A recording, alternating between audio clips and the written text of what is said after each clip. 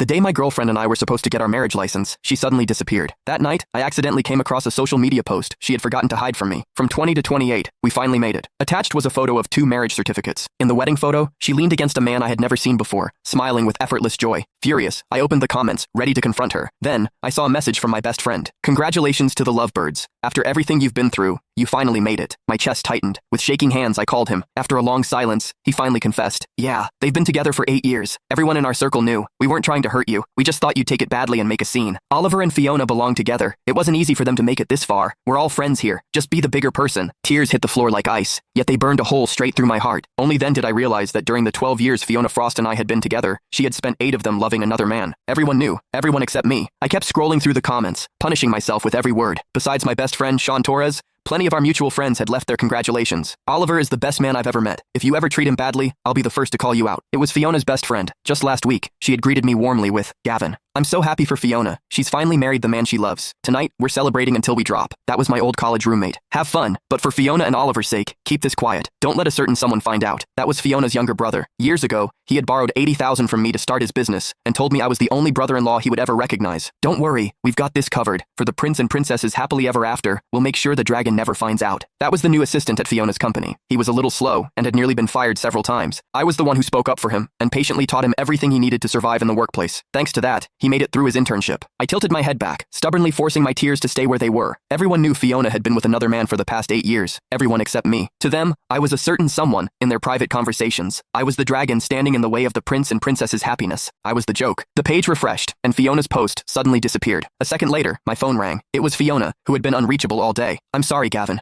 Our company's system had a major outage today, and I've been swamped. I haven't even looked at my phone. We've both been so busy lately. Let's put off getting our marriage license for now. She paused for a moment before adding, oh, by the way, did you happen to see anything interesting on social media today? Her voice was tense. The clumsy probing was impossible to miss. I forced myself to sound normal. I couldn't get through when I called you today, and I was at the hospital taking care of my mother. I haven't had time to check social media. Go take care of work. As for the marriage license, we'll do it whenever you're free. My mother had never been healthy. Last year, she was diagnosed with late-stage stomach cancer. The doctor said that, even under the best circumstances, she had maybe 3 years left. Her only wish was to see Fiona and me get our marriage license before I turned 30. Today was my 30th birthday. She was still lying in her hospital room, waiting to see our marriage license. But I could never make her final wish come true, because Fiona had already become someone else's wife. I sank into a corner of the hallway and ran a hand through my hair. Tears splashed onto my phone, blurring the bold black letters on the screen. After wiping it clean, I silently memorized the location of their celebration. Gilded dining room, suite 302. The moment I pushed open the private room door, shimmering confetti rained down over me. As the glittering ribbon confetti drifted down, I caught sight of Fiona in another man's arms. She was leaning into his kiss, her knees nearly giving way. The friends I knew so well stood around them with their phones raised, capturing every sweet moment. The perfect scene shattered the instant I walked in.